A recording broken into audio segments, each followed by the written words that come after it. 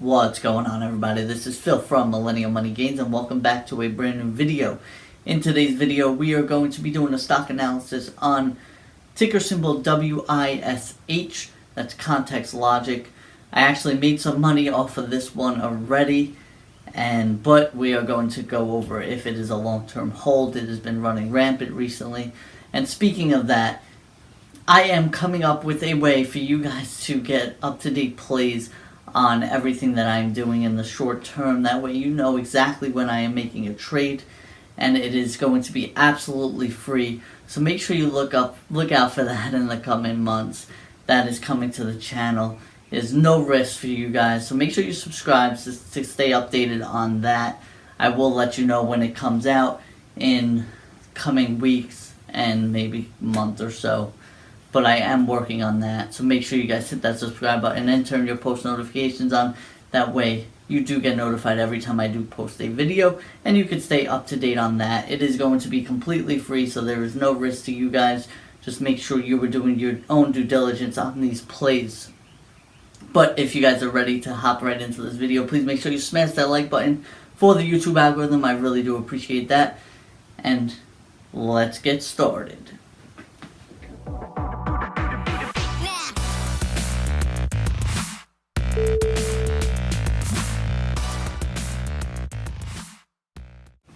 So Wish stock has been really rising rapidly this past month. It is up 62%, and in the past week it is up 25% alone. So I did do, like I said, I did do a short-term play on Wish, which I cashed out already. I made some money off of that, but more on that later. So let's take a look at Wish's chart here. If you guys want to know what I use for my charting, I do use Webull. If you guys use the link down in the description below, you can receive free stock, so why not go do it. Use that link. It really helps out the channel. I do appreciate it, and it's free money for you guys. I recommend using Webull for all your trading needs. But hopping right into the stock. So as you can tell, it is sitting just around $13.75, and it has gotten beaten down to just below $8 or so, in the $7.50 range, and it has been on the rise since, almost doubling since that point. And now it IPO'd at just about in the $20 range. It IPO'd at, then it hopped all the way to the $30 range on hype, and then it just got beaten down from that level. But as you can see here, volume is really picking up on this stock, and this one still has room to go. I do see potential for this one to keep running. That being said, Wish does have a market cap of about $8 billion right now, and they do have over 500 million shares outstanding, which means that this is a very thick stock, I like to call it. It is very hard to move just off of retail investors. So I think what this is a bunch of institutional hedge funds holding this and buying into the stock, and then in return the ones that were shorting it have to buy back and cover. But even though I do see potential more profit in this stock in the short term and long term, but short term speaking, I can see a move, but I don't think we will see that big of a move because it is such a thick stock. I would say maybe we could see $20 short term, but that would be it, which is a very sizable move. I will say is a very sizable move, but if the stock had less shares outstanding, I think we would be able to see a lot bigger move than just that. But going into the company, Wish is an e-commerce store. They are based in San Francisco, and they are trying, their mission is to get cheap entertainment for billions of people worldwide. So what they do, they are drop shipping, which is shipping directly from the manufacturer. Most of the manufacturers are in China, which is why if you ever shopped at Wish, their shipping time takes a month, sometimes 2 months, sometimes. It's a little ridiculous, but the items are very cheap. Sometimes it is hard to distinguish from the quality items to the not so quality items, I'll say. But really, I mean the shitty items. Some of the stuff on there is very high quality and that you can find a good find on. But that being said, there's customer support. I have dealt with them personally. Not the greatest in my opinion. But for what they are going for, I do think it can be a profitable company and it can really succeed in the long term. They had, just in 2020, they had $2.5 billion in revenue, which was 34% year-over-year growth. They had 107 million monthly average users in 2020, which was 19% year-over-year growth. They have $2 billion cash and cash equivalents on hand. They have 550,000 partner merchants. They're in 100 different companies, and they have 50,000 Wish local partners.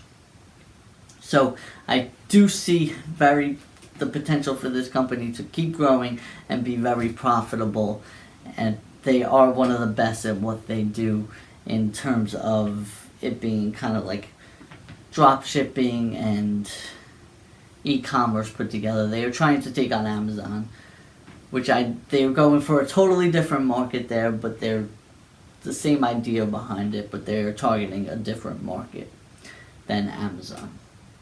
Most of shopping nowadays is done through our phones, and we always have our phones in our hands. I'm sure you guys are watching on a phone right now, but always have our phones on the hand. So they are trying to take advantage of that and have people see affordable pricing on products they probably do not need. So looking at their targets for Q2 of 2021, they are expecting a low of $715 million in revenue to a high of $730 million in revenue, which is year-over-year growth 2 to 4% respectively. Their long-term targets of revenue growth are 25%. Their gross margin long-term target 70 to 75%. And I think that they can do this. I think they are definitely growing. But one thing I would like to see is them get some better customer service, because a lot of people that I know that have ordered from Wish and I see from reviews have problems with their customer service. It takes days for them to respond. Sometimes they don't even respond. So I would like to see them get that under control, because it does tend to turn people off. And maybe somehow if they can try to get the shipping times down, so that way it doesn't take so long to ship, then maybe they will be a lot more profitable in the future. But it looks like they are on the right track. Right now, I will hold off on a long-term position. I would say this is not the right time to get into it long-term. But I will be trading off the short-term plays. Like I said in the beginning of this video, I made some money off them in the beginning of the week, and I will continue to make money off them as I see fit. But for now, I will hold off on the long-term play, because everything that's going on with the short sellers and Redditors and all that stuff, I just don't want to be in this long-term. That's my opinion. Of course, you are entitled to your own opinion, and you should be looking at your own opinion when you are investing. Make sure you guys are doing your own due diligence. But I will be wrapping up the video there. I do appreciate everybody for watching. I appreciate you all for tuning in and spending a few minutes of your day with me. If you guys can, just make sure you smash that like button. That way we can really grow this channel. We are growing slowly, but I really would like to reach out to more people and get to more people. Also, if you guys want to join the family, hit that subscribe button.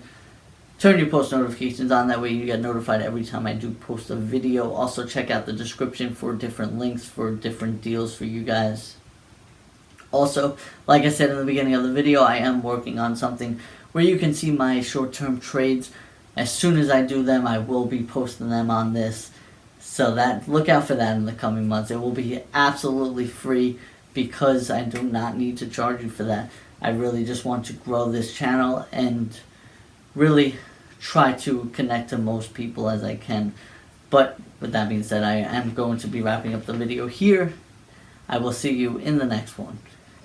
Peace.